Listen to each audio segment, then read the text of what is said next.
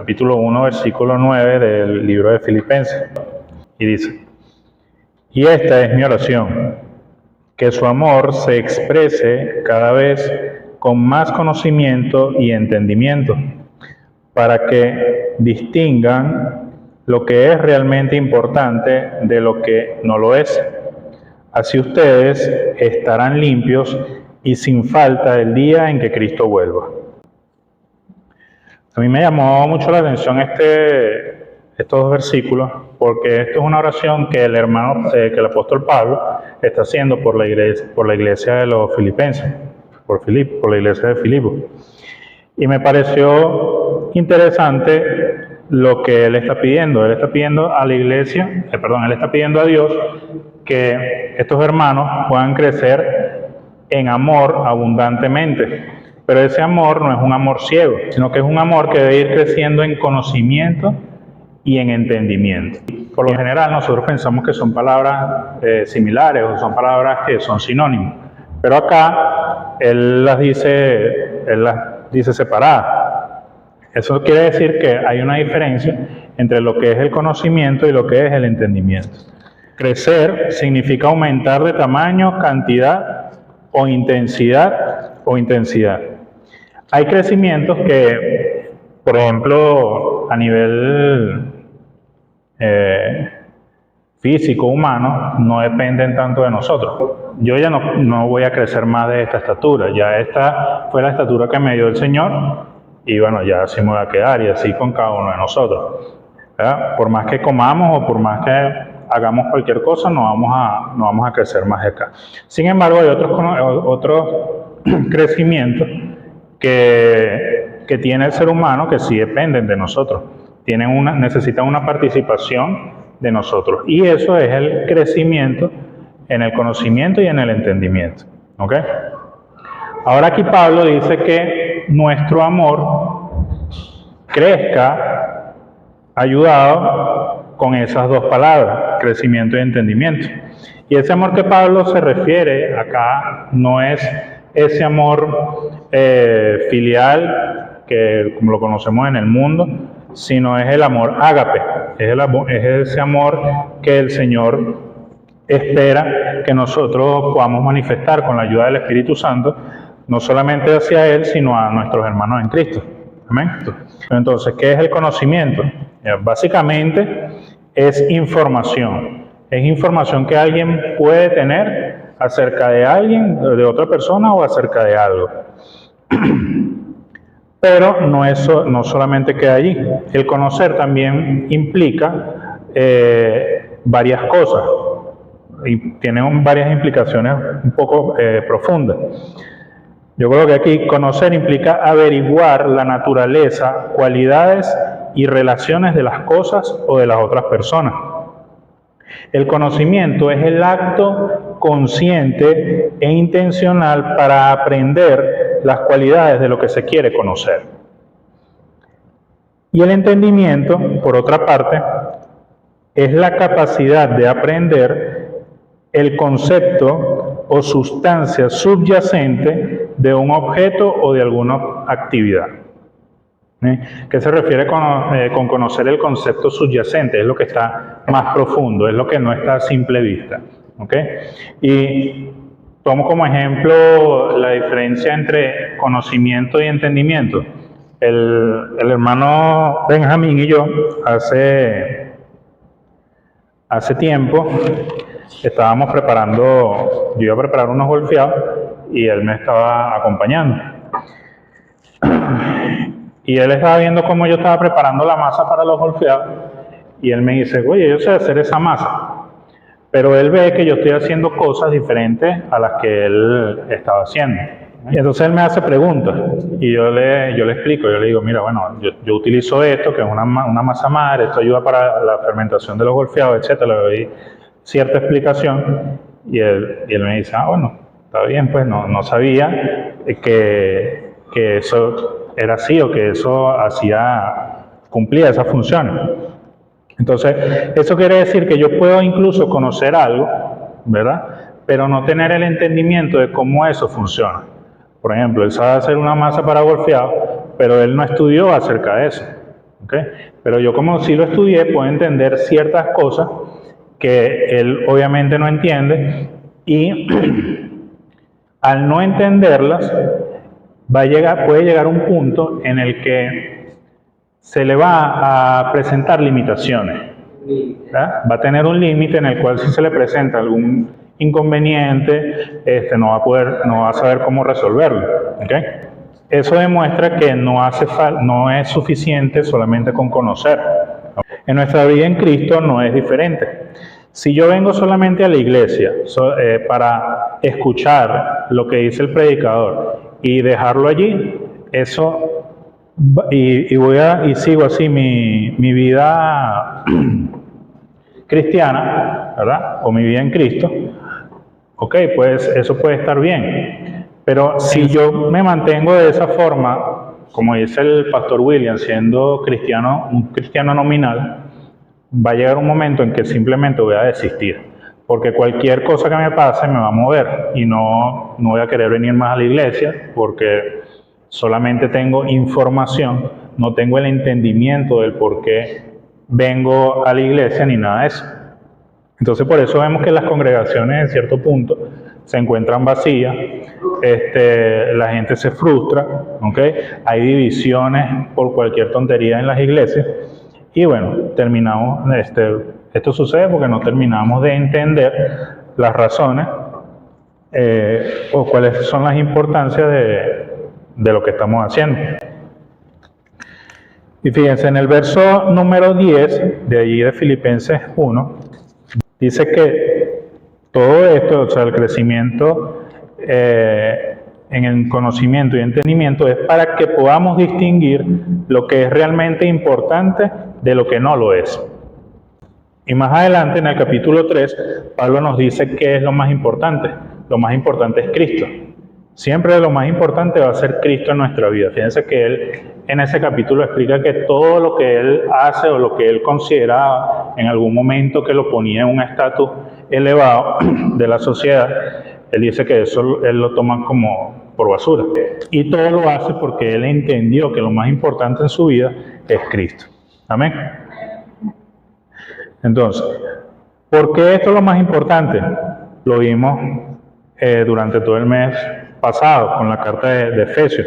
En el capítulo 3, del 6 al 12, Dios nos ha hecho parte de ese gran plan que anteriormente era un misterio y que ahora lo ha revelado a través de Cristo.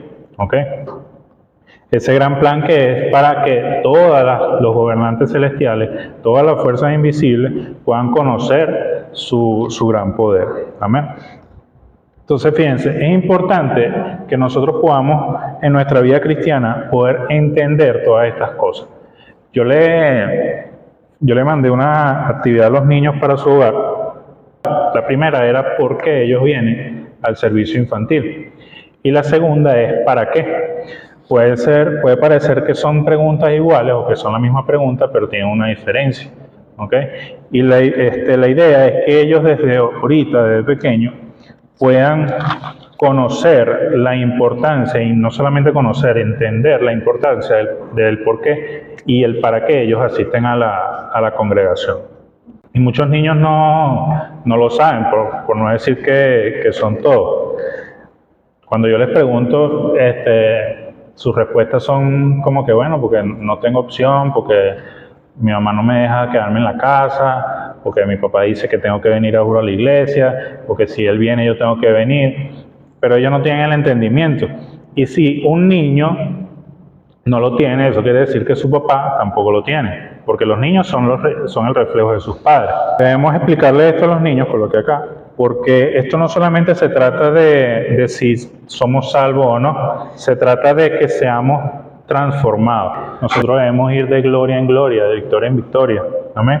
Y en Romanos 12, versículo 2, dice que no vivamos según el modelo de este mundo, sino transformados mediante la renovación de vuestra mente, para que verifiquéis cuál es la voluntad de Dios, la cual es buena, agradable y perfecta. ¿Okay? Entonces, fíjense lo que dice aquí.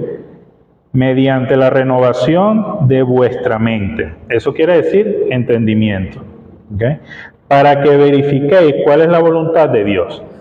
El pastor Marco mencionaba en el conversatorio del martes, él decía, o él explicaba lo que es ser un testigo.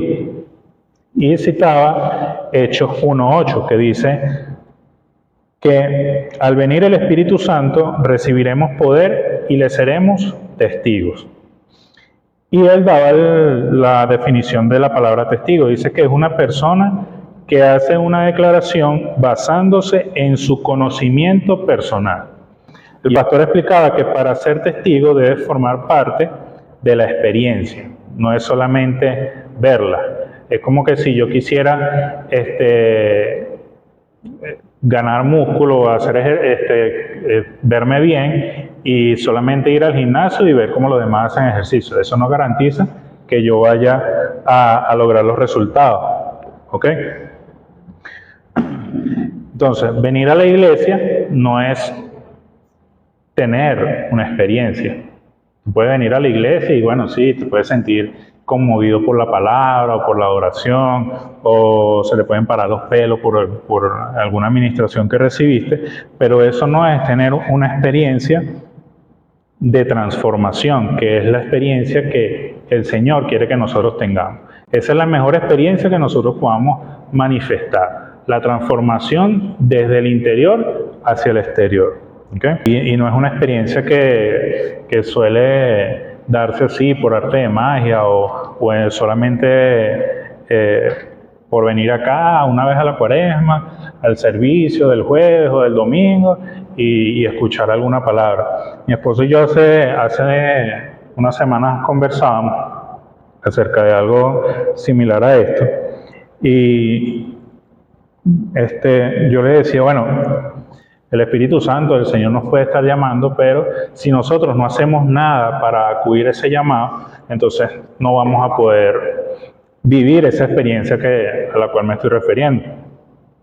Hace ya más de un año yo pasé por una etapa en la que yo estaba totalmente alejado del Señor. Y yo le decía a mi esposa, bueno, el Señor llegó a un punto en el que Él me cerró todas las puertas y me dijo, epa, enfócate, vuelve. Pero quedó de mi parte, estuvo de mi parte el volver acá. Es un milagro que yo esté aquí, sí, pero también hay que reconocer que cada uno de nosotros tenemos participación en eso. Eso no es algo que viene porque, bueno, sí, el Señor te va a torcer el brazo. No, el Señor puede persuadirnos hasta cierto punto, pero al final nosotros somos los que tomamos el paso, ¿verdad? Como decía el hermano, nosotros somos los que estamos aquí, arrebatamos, vinimos bajo cualquier circunstancia y estamos acá. Yo soy el que, con todo el conocimiento que me da la palabra, yo soy el que tengo que agarrar todo eso y día a día ir quitándome esas prendas del viejo hombre que todavía queda en cada uno de nosotros. ¿Okay? Por mucho que el Señor quiera que nosotros lo hagamos, ya eso es responsabilidad nuestra. ¿Okay? Entonces, ¿cómo yo puedo crecer en conocimiento y entendimiento?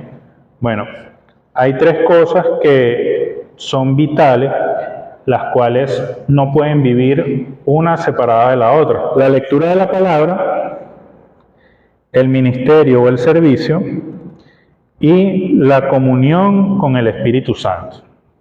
Entonces, ¿por qué estas tres? Fíjense, vamos a ir desglosando. La lectura de la palabra, esto es lo que nos da el conocimiento. ¿Okay? Es lo que nos referíamos, me refería al principio, cuando decía que el conocimiento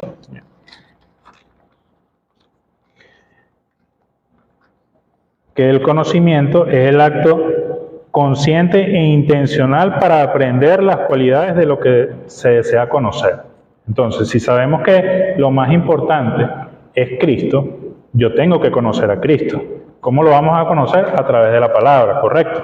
Entonces, la palabra es lo que nos da la información.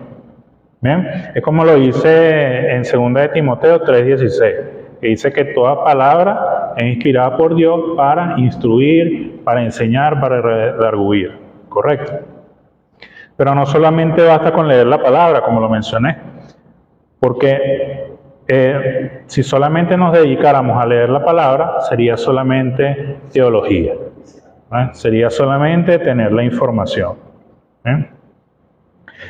Esto nos va a llevar al segundo atributo, que es el ministerio o el servicio. Ya que la palabra es la que nos da la información, cuando yo me dispongo a servir en la iglesia, y no me refiero a la iglesia en estas cuatro paredes, sino al cuerpo de Cristo en general, ahí es donde yo voy a poner en práctica lo que dice la palabra. ¿Okay? Dice ahí mismo en 2 de Timoteo 3:16 que la palabra es útil para enseñar, para redarguir, y en el 17 dice que a fin de capacitar, perdón, a fin de estar capacitados para toda buena obra. ¿Okay? Entonces, la palabra, la lectura de la palabra es la que nos da la información, es la que nos enseña para estar capacitados para toda buena obra. ¿Amén? Y la tercera, que es la más importante, es la comunión con el Espíritu Santo, que es la que nos va a dar la iluminación de las otras dos cosas. ¿Okay? Sin el Espíritu Santo nosotros no podemos entender, no podemos tener el entendimiento de lo que leemos en la palabra. Y sin el Espíritu Santo, sin la ayuda del Espíritu Santo, nosotros no vamos a poder tener la capacidad de servir en la iglesia. ¿Okay? Porque incluso nosotros, el pastor Ramón lo mencionó en su prédica hace 2 domingos, que incluso nosotros podríamos hacer cosas sin el Espíritu Santo. Nosotros podríamos venir acá y no estar guiados por el Espíritu Santo, simplemente por compromiso. Pero eso no va a hacer que nosotros crezcamos en conocimiento y en entendimiento, que es lo que el apóstol Pablo está pidiendo aquí al Señor. Y de eso podemos conseguir algo en el capítulo 1 del libro de Efesios, en el versículo 17 hasta el 20. Ruego que Dios, el Padre glorioso de nuestro Señor Jesucristo, les dé el Espíritu, fuente de sabiduría, quien les revelará la verdad de Dios para que la entiendan y lleguen a conocerlo mejor. ¿Ven? Todo lo que estamos hablando. Para mí este versículo fue la clave de todo. El 18. Pido que Dios les abra la mente para que vean y sepan lo que Él tiene preparado para la gente que ha llamado. Entonces podrán participar de las ricas y abundantes bendiciones que Él ha prometido a su pueblo santo. Verán también lo grande que es el poder que Dios da a los que creen en Él. Es el mismo gran poder con el que Dios resucitó a Cristo de la muerte, de los muertos, y le dio derecho de sentarse en el cielo a su derecha. ¿Bien? Entonces, fíjense que es el Espíritu Santo, como lo dice aquí, quien es la fuente de sabiduría y quien nos revelará la verdad de Dios. ¿Para qué? Para que entendamos y lleguemos a conocerlo mejor. Entonces, nosotros, entre otras cosas, ¿no? Si podemos aplicar todas estas cosas, nosotros vamos a poder tener o lograr un crecimiento en conocimiento y en entendimiento del amor de Dios. ¿Cómo sé yo que soy cristiano? Entonces creo que es en Romanos 8, que dice que corría mencionar así, que dice que el Espíritu es el que da testimonio de que somos hijos de Dios. ¿Es en Romanos 8? Bueno, en Romanos dice que el Espíritu es el que nos da testimonio de que somos hijos de Dios. Entonces, la importancia de que nosotros tengamos el Espíritu, y no solamente que tengamos, porque bueno, tenemos el Espíritu con decir que creemos en Jesús, pero nosotros podemos contristar el Espíritu. ¿Eh? ¿Y cómo lo contristamos? Haciendo la lo opuesto a la voluntad de Dios para nuestras vidas.